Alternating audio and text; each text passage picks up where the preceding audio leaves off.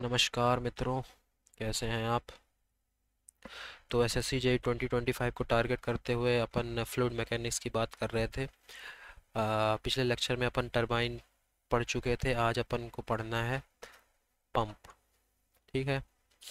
तो पंप क्या है? पंप एक मैकेनिकल डिवाइस है जिसका यूज़ किया जाता है लिक्विड को ग्राउंड सरफेस से टॉप सरफेस तक ले जाने के लिए। Pump is a mechanical device that is used for lifting the liquid from ground surface to the upper top surface.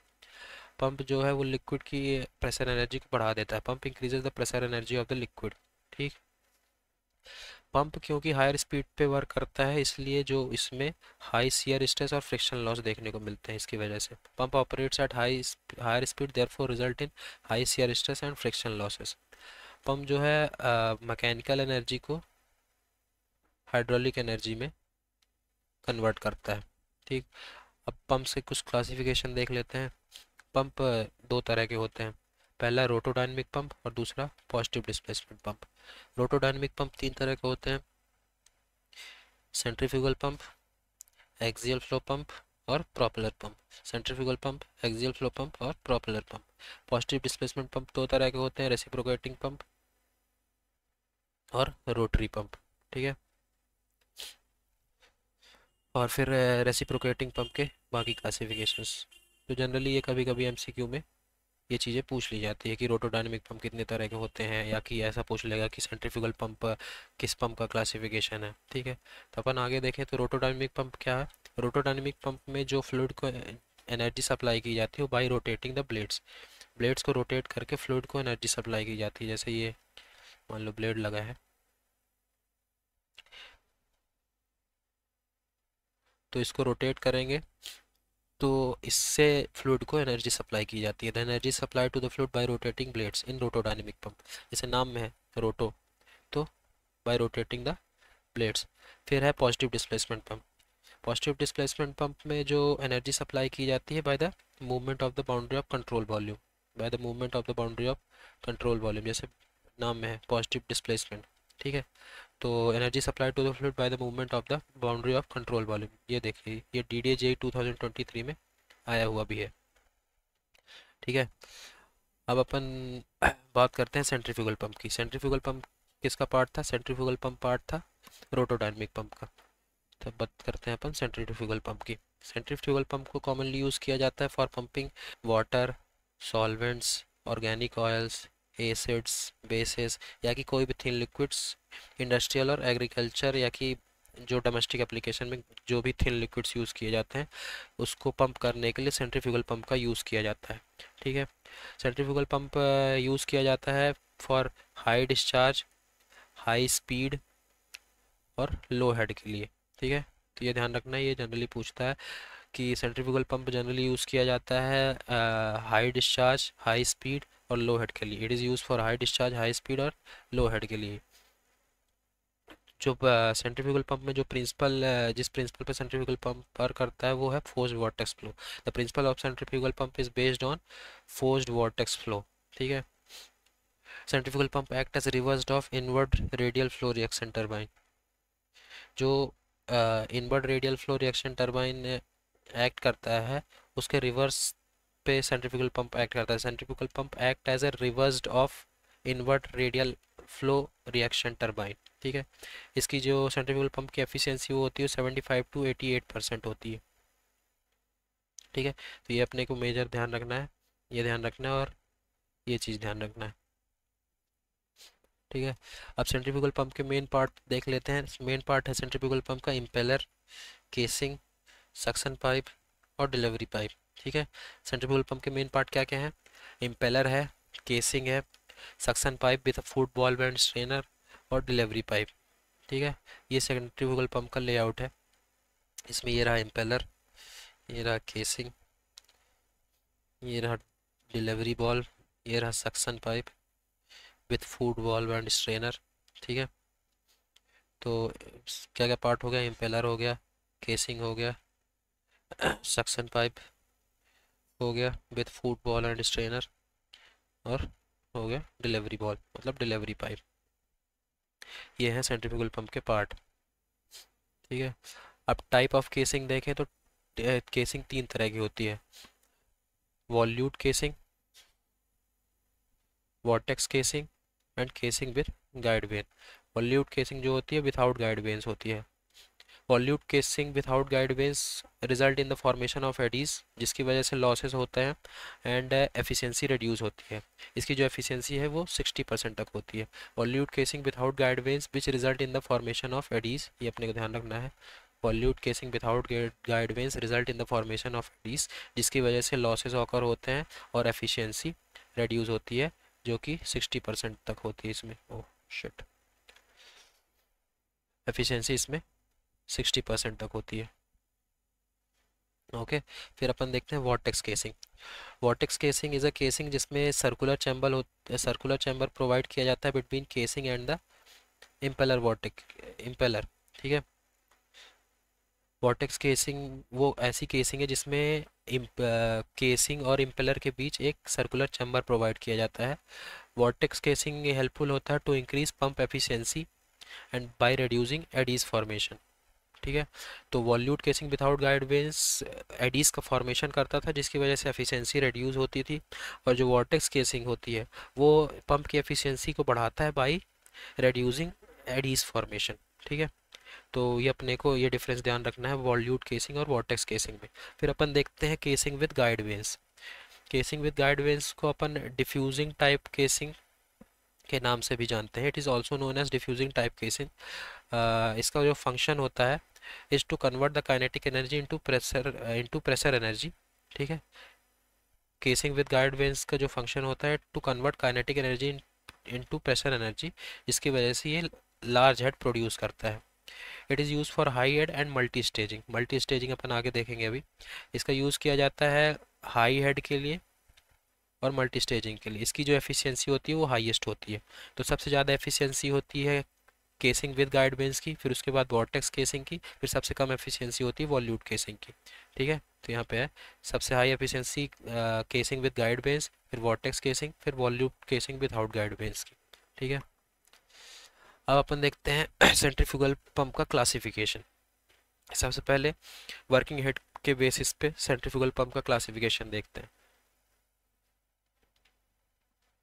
अगर लो हेड है पंप में, अगर लो हेड पंप है मतलब कि जो हेड है वो 15 मीटर से कम है, तो वेन नहीं होगा, नो गाइड वेन्स। ठीक है, मीडियम हेड है मतलब 15 से 40 मीटर तक का हेड है तो गाइड वेन दिया जाएगा। अगर हाई हेड है तो जो वेन होगा वो मल्टी स्टेजिंग पंप्स होगा। मल्टी स्टेजिंग पंप्स अभी अपन आगे देखेंगे। ठीक है, तो वर्किंग हेड के बेसिस पे लो हेड कब होगा, जब हेड 15 मीटर से कम होगा, मीडियम हेड 15 मीटर से 40 मीटर तक, और हाई हेड 40 मीटर से ज़्यादा। ठीक है, लो हेड मतलब 15 मीटर से हेड जब कम होगा तो कोई गाइडेंस नहीं दिया जाएगा। मीडियम हेड जब रहेगा तो 15 से 40 मीटर का हेड मतलब गाइडेंस प्रोवाइड करेंगे। हाई हेड रहेगा जब 40 मीटर से हेड ज़्यादा होगा तब मल्टी स्टेजिंग पंप वेन पे रहेगा। ठीक है, अब क्लासिफिकेशन देखते हैं on the basis of casing. अभी अभी अभी अपन ने देख के आए हैं कि volute casing without guide vanes, vortex casing, फिर casing with guide vanes on the basis of casing. ठीक है, क्लासिफिकेशन ऑफ सेंट्रीफ्यूगल पंप। फिर नंबर ऑफ शाफ्ट के बेसिस पे क्लासिफिकेशन देखें तो दो तरह के होते हैं। सिंगल स्टेज जिसमें ईच शाफ्ट है, हर शाफ्ट के पास एक इम्पेलर होता है। फिर मल्टी स्टेज जिसमें हर शाफ्ट के पास दो या दो से ज़्यादा इम्पेलर होते हैं। ठीक है, तो ये नंबर ऑफ शाफ्ट के बेसिस पे दो टाइप के होते हैं, single stage and multi stage. Single stage में हर शाफ्ट के पास एक इम्पेलर होता है, मल्टी स्टेज पे हर शाफ्ट के पास दो या दो से ज़्यादा इम्पेलर होते हैं। ठीक है, फ्लो के बेसिस पे देखें तो तीन तरह के सेंट्रीफ्यूगल पंप में तीन तरह का क्लासिफिकेशन है। Radial flow, mixed flow and axial flow. It is on the basis of flow. ठीक है, सो हमने चार तरह की चीज़ें अभी देखी। क्लासिफिकेशन ऑफ सेंट्रीफ्यूगल पंप, तो इसमें हमने देखा on the basis of working head and on the basis of casing, on the basis of number of shaft and on the basis of flow. Okay, so on the basis of working head, we see low head in which head is less than 15 meter, medium head in which head is 15 to 40 meter, high head in which head is greater than 40 meter. On the basis of casing, we saw volute casing, vortex casing, and casing with guide vanes. On the basis of number of shaft, we saw two things: single stage, multi stage.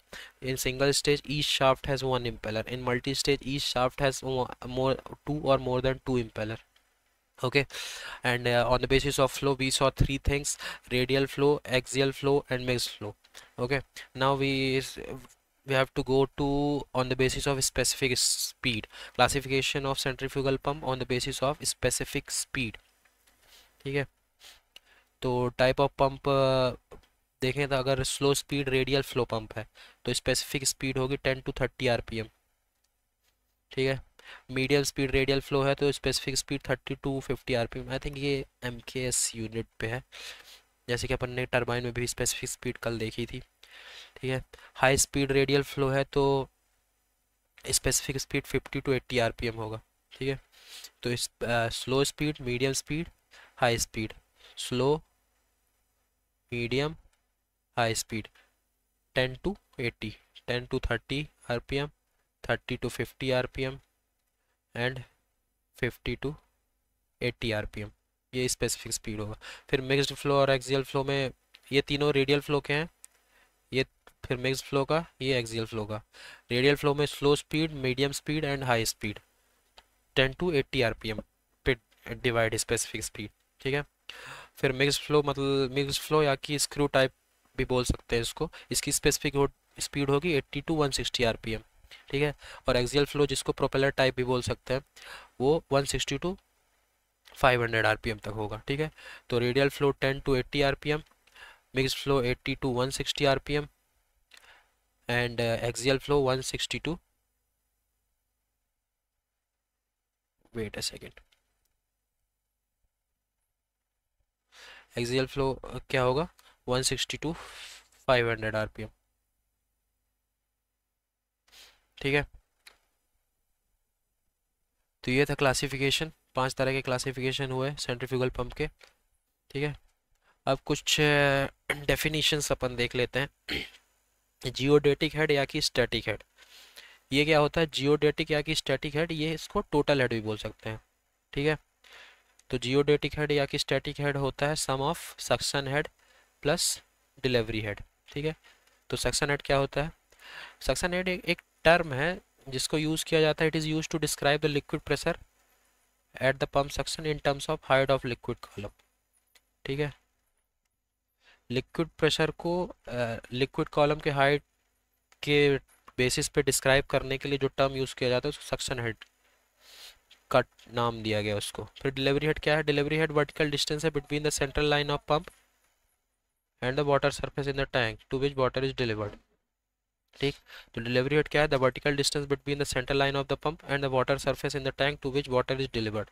Delivery delivery head vertical distance है किसके किसके बीच की? Pump के central line of pump, central line of pump और water surface से, water surface, tank के water surface की जहाँ से वाटर डिलीवर हो रहा है। It is the vertical distance between the central line of pump and the water surface in the tank to which water is delivered. ठीक है, उसको डिलीवरी हेड बोलते हैं, तो ये ध्यान रखना है, to which water is delivered. ठीक है, तो और जो जियोडेटिक या कि स्टैटिक हेड होता है वो क्या होता है? इन दोनों का सम। ठीक है, sum of suction head and delivery head. फिर मैनोमेट्रिक हेड क्या होता है? मैनोमेट्रिक वो हेड होता है जिसपे पंप काम करता है। It is the head against which pump has to work. It is the head against which pump has to work. ठीक है, तो मैनोमेट्रिक हेड क्या क्या हो गया? Suction head, losses in suction pipe, delivery head and losses in delivery pipe plus V²/2G। ठीक, तो suction head और सक्शन पाइप में कितना लॉस हुआ, फिर डिलीवरी पाइप, डिलीवरी हेड और फिर डिलीवरी पाइप में कितना लॉस हुआ, प्लस V²/2G। तो मतलब ये वो हेड है जिसपे पंप काम करता है, उसको मैनोमेट्रिक हेड बोलते हैं। ठीक है, अब पंप की एफिशिएंसी देखें तो कुछ ऐसा है, shaft power upon mass flow rate to G greater than impeller power upon mass flow rate into G greater than manometric head. ये अपने को ध्यान रखना है, ये डायरेक्ट इसी तरह पूछ लिया जाता है। ठीक है, तो अच्छा होगा कि अपन इसको इसी इसी फॉर्म पे याद रखें, क्योंकि ये उठ के हू बहू इसी तरह आ जाता है एग्जाम्स में। ठीक है, अब अपन देखते हैं मैनोमेट्रिक या कि हाइड्रोलिक एफिशिएंसी। अब कुछ एफिशिएंसीज देख लेते हैं, मैनोमेट्रिक या कि हाइड्रोलिक एफिशिएंसी। ठीक है सॉरी, सबसे पहले मैनोमेट्रिक एफिशिएंसी। मैनोमेट्रिक एफिशिएंसी क्या है? Ratio of manometric head to the impeller head. ठीक है, it is the ratio of manometric head, क्या है? It is the ratio of manometric head to the impeller head. It is the manometric efficiency. Okay, impeller head क्या है? Manometric head plus hydraulic loss. जितना भी manometric head है उसके बाद hydraulic loss कितना हुआ, ये होगा इम्पेलर हेड। तो देखा जाए तो जो मैनोमेट्रिक एफिशिएंसी होगी वो क्या हो जाएगी? Manometric head upon manometric head plus hydraulic loss. ठीक है, या कि दूसरी तरह से देखें तो मैनोमेट्रिक इम्पेलर हेड को impeller power upon mass flow rate, जैसे अपन यहाँ पे देखें मास फ्लो रेट इंटू जी भी लिख सकते हैं। ये है इम्पेलर हेड, ये है impeller head, impeller head. Okay, फिर आता है मैकेनिकल एफिशिएंसी। मैकेनिकल एफिशिएंसी होती है, ये मैनोमेट्रिक है। मैकेनिकल एफिशिएंसी होती है power at impeller to the power at shaft. ठीक है, तो ये कैंसिल हो जाएगा, impeller power upon shaft power हो जाएगा मैकेनिकल एफिशिएंसी। ठीक है, तो ओवरऑल एफिशिएंसी क्या होगा? इन दोनों का product. Overall efficiency is the product of efficiency of manometric head and efficiency of mechanical head. efficiency of mechanical efficiency and manometric efficiency का प्रोडक्ट जो है वो ओवरऑल एफिशिएंसी होगा। अपने को ये तीनों ध्यान रखना है, ये मोस्टली पूछा जाता है, खासकर दिस मैनोमेट्रिक एफिशिएंसी या कि हाइड्रोलिक एफिशिएंसी। ये अपने को ध्यान रखना है, कभी कभी मैनोमेट्रिक एफिशिएंसी की जगह हाइड्रोलिक एफिशिएंसी बोल देगा। ठीक है, तो मैनोमेट्रिक एफिशिएंसी क्या होता है? It is the ratio of manometric head upon impeller head. And mechanical efficiency क्या होता है? It is the ratio of power at impeller to the power of power at shaft. Overall efficiency क्या होता है? Overall efficiency is the मतलब power output upon power input. Overall efficiency जो होता है it is the product of manometric efficiency and mechanical efficiency. ठीक, अब देखते हैं प्राइमिंग क्या होता है। पंप प्राइमिंग, प्राइमिंग एक प्रोसेस है पंप से हवा को निकालने की। ठीक है, pump priming is the process of pump priming is the process of removing air from the pump and suction line. ठीक है, इस प्रोसेस में the pump has filled with liquid. इस प्रोसेस में पंप में लिक्विड को फिल किया जाता है और इस जो जो लिक्विड फोर्स होता है वो सारी एयर गैस या कि वेपर को एस्केप आउट कर देता है पासेज के थ्रू। ठीक है, पंप प्राइमिंग वो प्रोसेस है जिससे हवा को निकाला जाता है। इस प्रोसेस में पंप में लिक्विड को भरा जाता है, लिक्विड को पंप किया जाता है और जो लिक्विड फोर्स की वजह से जितनी भी एयर गैस या कि वेपर है वो पासेज के थ्रू एस्केप आउट हो जाती है। ठीक है, प्राइमिंग की जो प्रॉब्लम है उसको अवॉइड कैसे करें? उसको अवॉइड करने के लिए पंप को अपन को सक्शन वाटर लेवल के नीचे इंस्टॉल करना चाहिए। Pump is installed below the suction water level. Pump is equipped with self priming device. Pump में प्राइमिंग डिवाइस पहले से लगी होनी चाहिए to avoid the problem of priming. Centrifugal pump में कैविटेशन देखते हैं। Cavitation begin to appear in centrifugal pump. अपन ने कल भी देखा कैविटेशन के बारे में। तो सेंट्रीफ्यूगल पंप में कैविटेशन तब ऑकर होता है जब pressure suction pressure at the suction falls below the vapour pressure. जब भी प्रेशर वेपर प्रेशर के नीचे जाएगा तो कैविटेशन की प्रॉब्लम देखने को मिलेगी। ठीक है, इसको अपन कैसे देख सकते हैं सेंट्रीफ्यूगल पंप में? It can be noted by sudden drop in efficiency. जब जब अचानक से एफिशिएंसी का ड्रॉप होगा तो अपन ये समझ जाएंगे कि कैविटेशन की प्रॉब्लम हो सकती है। कैविटेशन की वजह से ही एफिशिएंसी में सडन ड्रॉप आया है। एफिशिएंसी में सडन ड्रॉप आ जाए, हेड में सडन ड्रॉप आ जाए, ठीक है।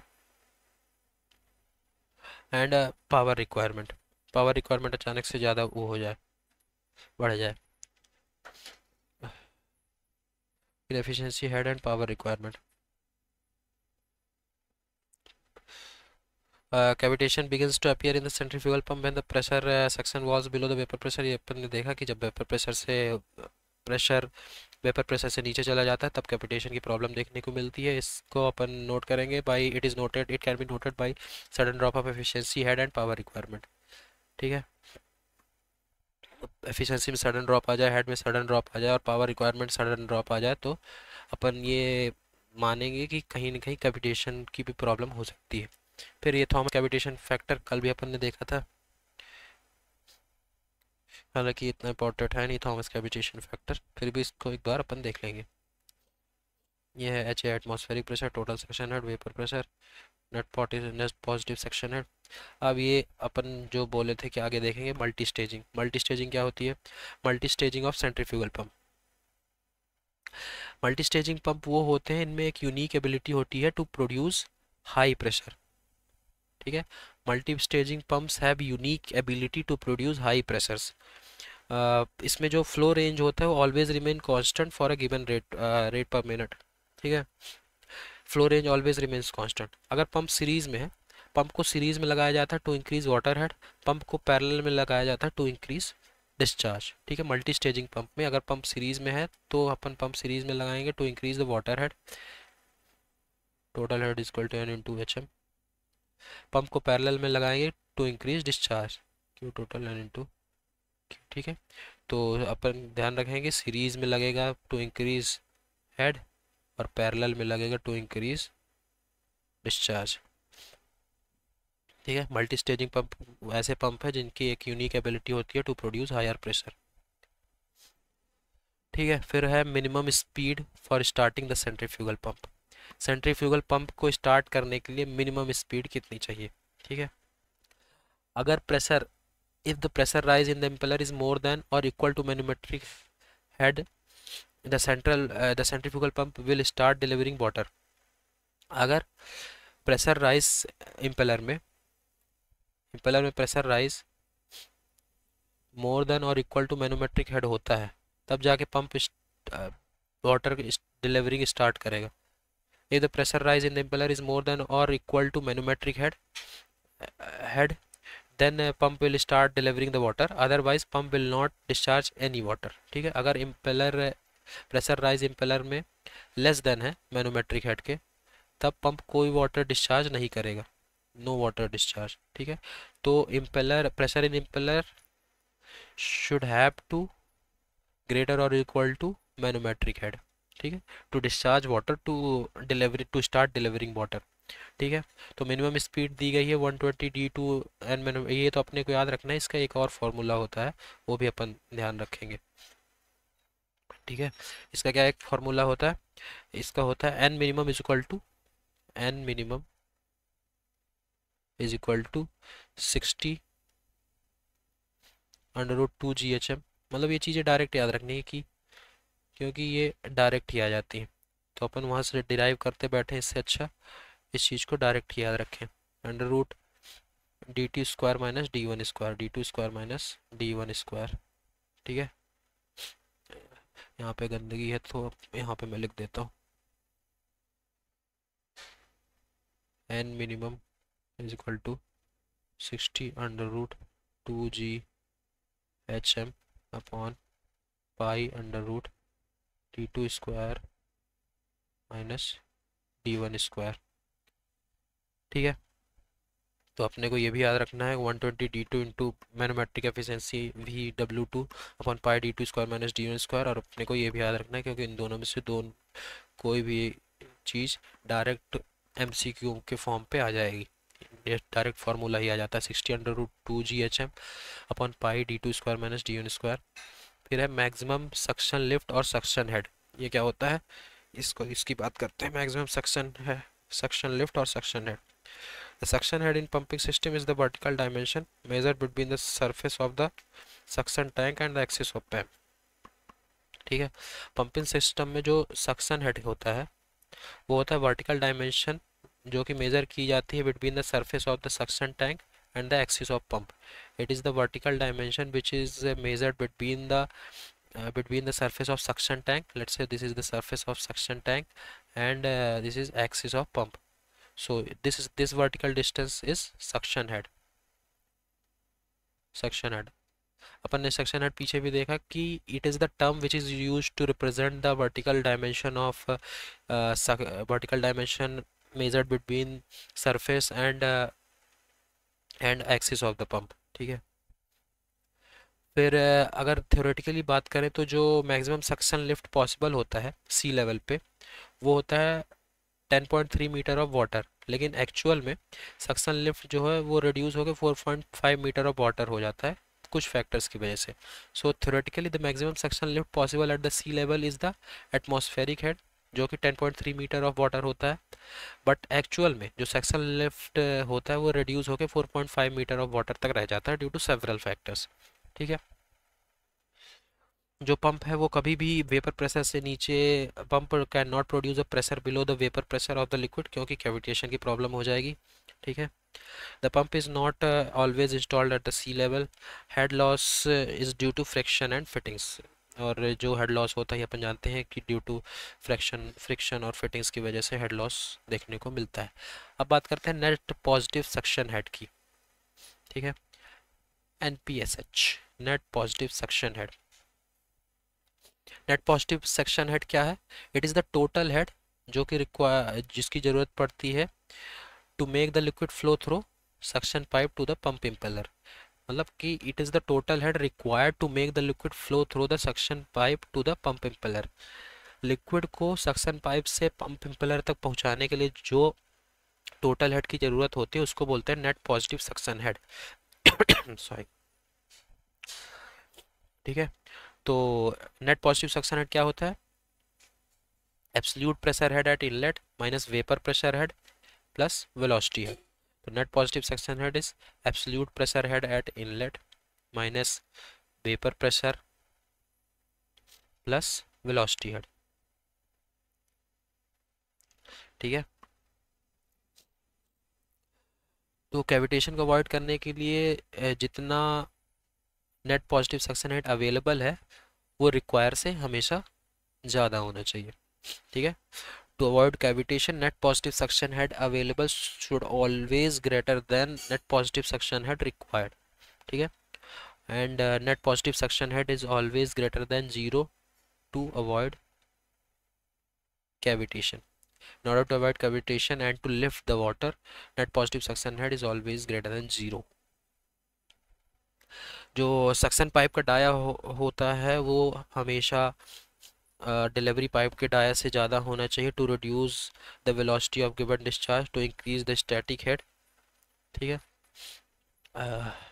सक्शन पाइप का डाया हमेशा डिलीवरी पाइप से ज़्यादा होना चाहिए to reduce the velocity of the given discharge to increase the static head.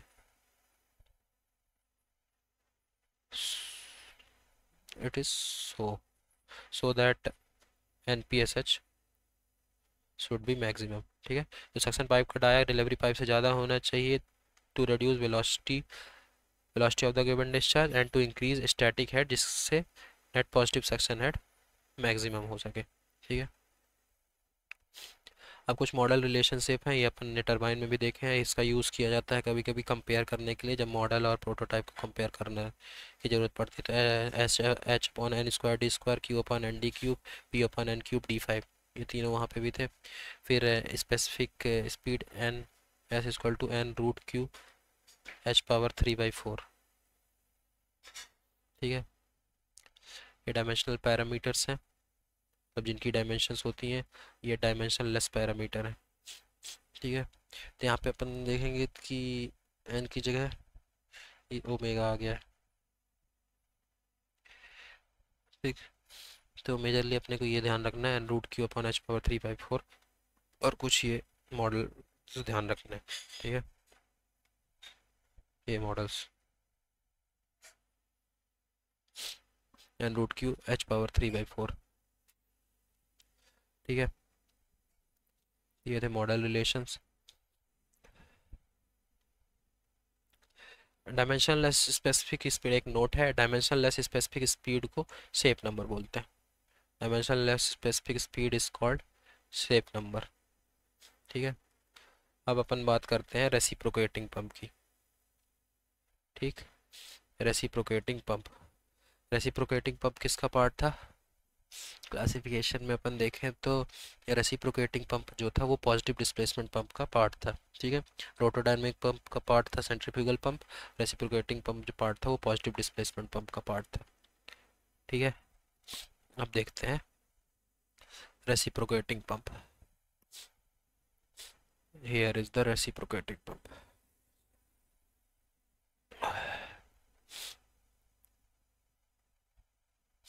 अगर मैकेनिकल एनर्जी को हाइड्रोलिक एनर्जी या कि प्रेशर एनर्जी में कन्वर्ट किया जाए, if the mechanical energy is converted into hydraulic energy या कि pressure energy by sucking the liquid into a cylinder in which piston is moving backward and forward। ठीक है, जिसमें पिस्टन रेसिप्रोकेटिंग हो। Reciprocating मतलब कि ऐसा पिस्टन जो कि फॉरवर्ड और बैकवर्ड मूव कर रहा हो, because it is the part of positive displacement pump, जिसमें हम अपन ने पहले भी बात करी कि पॉजिटिव डिस्प्लेसमेंट नाम पे डिस्प्लेसमेंट है, तो जो इसमें एनर्जी प्रोवाइड की जाएगी लिक्विड को वो by movement of control volume से वो की जाएगी। तो रेसिप्रोकेटिंग पिस्टन इज रेसिप्रोकेटिंग का मतलब piston is moving backward and forward which exerts the thrust on the liquid, जिसकी वजह से हाइड्रोलिक एनर्जी या कि प्रेशर एनर्जी इंक्रीज होगी।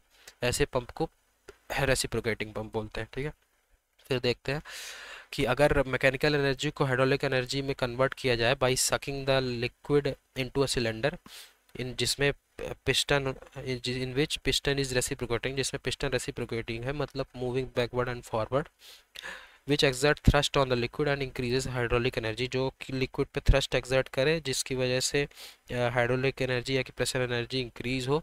ऐसे पंप को रेसिप्रोकेटिंग पंप बोलते हैं। इसकी जो एफिशिएंसी होती है वो 50 to 90% होती है।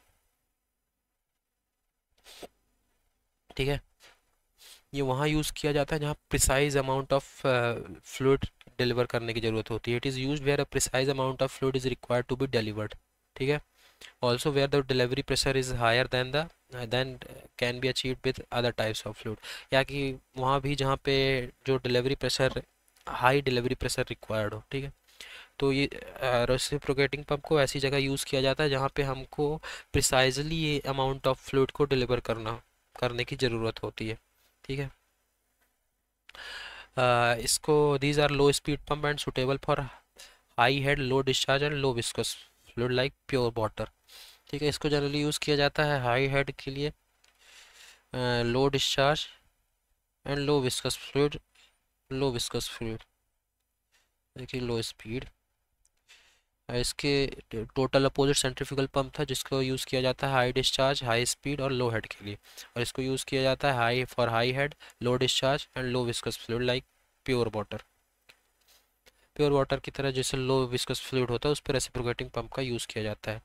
इसको oil drilling operation, pneumatic pressure system और लाइट ऑयल पंपिंग के लिए भी यूज़ किया जाता है। ठीक है, they are use in oil drilling operation में यूज़ किया जा सकता है, न्यूमेटिक प्रेशर सिस्टम में यूज़ किया जा सकता है, लाइट ऑयल पंपिंग में यूज़ किया जा सकता है। देखो ये कितनी बार ही पूछा गया है केरला पीएससी में, डीएमआरसी में, एपीपीएससी में, जीपीएससी में। अब ये है रेसिप्रोकेटिंग पंप का लेआउट। यहाँ पे एयर वेसल, ये है कनेक्टिंग रॉड, ये है पिस्टन रॉड, फिर यहाँ पे दो दो एयर वेसल है। ठीक है, अब रेसिप्रोकेटिंग पंप का क्लासिफिकेशन देखते हैं। तो according to the water being in contact with one side और बोथ साइड, दो तरह के होते हैं, single acting and double acting. According the number of cylinder provide, single cylinder, double cylinder, triple cylinder. ठीक है, तो दो तरह का क्लासिफिकेशन हो गया। अगर बात करें तो इस बेसिस पे कि water being in contact with side of piston, piston के साइड पे वाटर कांटेक्ट पे है कि नहीं, तो दो तरह के होते हैं, single acting pump, double acting pump. Single acting pump देखें तो it is defined as discharge on either the forward और return stroke of the piston और plunger. It has only one suction stroke. Single acting pump में सिर्फ एक suction stroke होता है and one delivery stroke. एक सक्शन स्ट्रोक होगा and एक डिलीवरी स्ट्रोक होगा for complete revolution of the crank, एक कंप्लीट रिवोल्यूशन ऑफ ट्रैंक के लिए एक सक्शन स्ट्रोक होगा और एक डिलीवरी स्ट्रोक होगा सिंगल एक्टिंग पंप में। ठीक है, ये लेआउट है सिंगल एक्टिंग रेसिप्रोकेटिंग पंप का। ठीक है, थ्योरेटिकल डिस्चार्ज का फॉर्मूला यहाँ पे दिया गया है सिंगल एक्टिंग पंप का, सिंगल एक्टिंग रेसिप्रोकेटिंग पंप का LAN/60। थ्योरेटिकल डिस्चार्ज आके इसको एवरेज रेट ऑफ फ्लो भी बोलेंगे। ठीक है, तो जो यहाँ पे LA जो हो जाएगा वो वॉल्यूम डिलीवर्ड हो जाएगा, N जो होगा number of revolution in 60 second. ठीक है, जो सिंगल एक्टिंग रेसिप्रोकेटिंग पंप में वर्क सेव होता है, work save in single acting reciprocating pump is 84.8%। तो ये अपने को ध्यान रखना है, ये कभी कभी पूछ लेता है, हालांकि पूछता तो ये भी है, तो इसको भी ध्यान रख। Q equal to LN/60 in single acting reciprocating pump. Okay, and work saved in single acting reciprocating pump is 84.8%। अब देखते हैं double acting reciprocating pump. Double acting reciprocating pump में जो लिक्विड है वो दोनों साइड से डिस्चार्ज होगा, forward and return stroke of the piston. जबकि सिंगल एक्टिंग रेसिप्रोकेटिंग पंप में जो लिक्विड था वो एक ही साइड से डिस्चार्ज हो सकता था, discharge on either the forward और return stroke of the piston और प्लंजर। ठीक है, डबल एक्टिंग में ऐसा नहीं होगा, डबल एक्टिंग में डिस्चार्ज जो लिक्विड डिस्चार्ज होगा दोनों फॉरवर्ड और रिटर्न स्ट्रोक से दोनों साइड से डिस्चार्ज होगा। ठीक है, इसमें दो सक्शन स्ट्रोक दो डिलीवरी स्ट्रोक होंगे for complete revolution of the crank, और सिंगल एक्टिंग रेसिप्रोकेटिंग पंप में एक सक्शन स्ट्रोक और एक ही डिलीवरी स्ट्रोक था for complete revolution of the crank. और डबल एक्टिंग रेसिप्रोकेटिंग पंप में दो सक्शन स्ट्रोक दो डिलीवरी स्ट्रोक होगा for complete revolution of the crank, और जो लिक्विड डिस्चार्ज होगा दोनों फॉरवर्ड और रिटर्न स्ट्रोक दोनों साइड से हो सकता है। ठीक है, ये लेआउट है डबल एक्टिंग रेसिप्रोकेटिंग पंप का। इसमें जो थ्योरेटिकल डिस्चार्ज है कि एवरेज है, ये एवरेज है, एवरेज रेट फ्लो का जो फॉर्मूला दिया गया है वो है 2LA/LAN/60, और सिंगल एक्टिंग रेसिप्रोकेटिंग पंप में क्या था LAN/60। ठीक है, LA है वॉल्यूम डिलीवर्ड, इसमें जो वर्क सेव्ड होता है डबल एक्टिंग रेसिप्रोकेटिंग पंप में वो होता है 39.2%, और सिंगल एक्टिंग रेसिप्रोकेटिंग पंप में जो वर्क सेव्ड होता था वो कितना था 84.8%। सिंगल एक्टिंग रेसिप्रोकेटिंग पंप में 84.8% और डबल एक्टिंग रेसिप्रोकेटिंग पंप में 39.2%। ठीक है, slip and coefficient of discharge, ये कभी कभी पूछ लिया जाता है। एक अच्छी कंडीशन के लिए जो परसेंटेज ऑफ स्लिप है वो 2% से कम होना चाहिए। तो स्लिप क्या होता है, slip is difference between theoretical discharge and actual discharge. Theoretical discharge और एक्चुअल डिस्चार्ज में कितना डिफरेंस है उसी को स्लिप बोलते हैं, स्लिप या कि कोफिशिएंट ऑफ डिस्चार्ज बोलते हैं। ठीक है, परसेंटेज ऑफ स्लिप क्या हो जाएगा फिर, Q theoretical minus Q actual upon Q theoretical into 100, या कि इसको दूसरी तरह से भी लिख सकते हैं, percentage of slip is equal to 1 minus coefficient of discharge into 100। ठीक है, ये हो जाएगा परसेंटेज ऑफ स्लिप। और गुड कंडीशन के लिए जो परसेंटेज ऑफ स्लिप है वो 2% से कम होना चाहिए। ठीक है, यहाँ पे अपन ने देखा कि जो percentage of slip for good condition is less than 2%।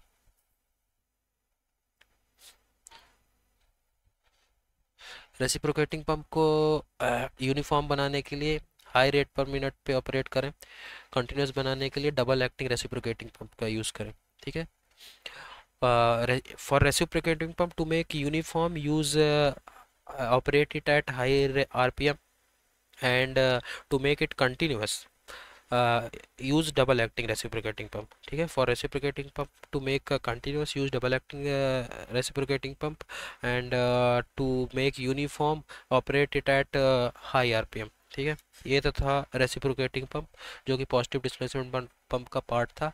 अब बात करते हैं एयर वेसल्स की।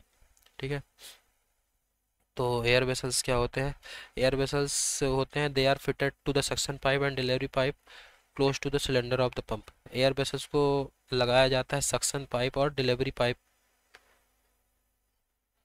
में। ठीक है, they are fitted to the suction pipe and delivery pipe जो कि सिलेंडर पंप के क्लोज होते हैं। सक्शन पाइप और डिलीवरी पाइप में लगाते हैं एयर वेसल, ठीक है।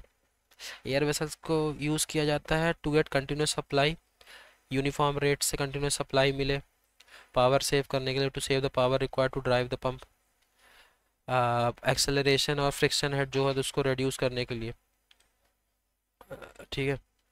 तो जो पर्पस होता है, the vessels are use for the following purpose, कि कंटिन्यूस सप्लाई मिले, to get a continuous supply of liquid, uniform rate पे कंटिन्यूस सप्लाई मिले, to save the power required to drive the pump, pump को चलाने के लिए जो power लगती है उसको सेव करने के लिए एयर वेसल्स का यूज़ किया जाता है।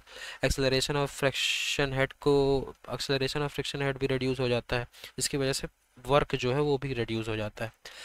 अब सेंट्रीफ्यूगल पंप और रेसिप्रोकेटिंग पंप के बीच कंपैरिजन देख लें तो अपन जो पढ़ के ही आए हैं कि जो सेंट्रीफ्यूगल पंप में डिस्चार्ज कंटिन्यूस और स्मूथ होता है, जबकि रेसिप्रोकेटिंग पंप में डिस्चार्ज वो फ्लक्चुएटिंग होता है, फ्लक्चुएटिंग एंड पल्सेटिंग होता है। सेंट्रीफ्यूगल पंप की एफिशिएंसी हाई होती है, इसकी एफिशिएंसी लो होती है, 50 to 90% था। इसमें लार्ज क्वांटिटी ऑफ लिक्विड को हम एक बार में हैंडल कर ले सकते हैं, इसमें स्मॉल क्वांटिटी ऑफ लिक्विड के लिए ही इसका जनरली यूज़ किया जाता है रेसिप्रोकेटिंग पंप का। ठीक है। इसमें जो डिस्चार्ज होता है वो हाई होता है, and it is use for high discharge smaller head, and this it is use for high head and smaller discharge. ठीक है। इसमें इंस्टॉलेशन कॉस्ट लो है और रेसिप्रोकेटिंग पंप का इंस्टॉलेशन कॉस्ट हाई है। अब हेड वर्सेस डिस्चार्ज का और पावर वर्सेस डिस्चार्ज के कुछ ग्राफ हैं। ये हेड वर्सेस डिस्चार्ज का ग्राफ, ये ग्राफ भी कभी कभी पूछ लिया जाता है।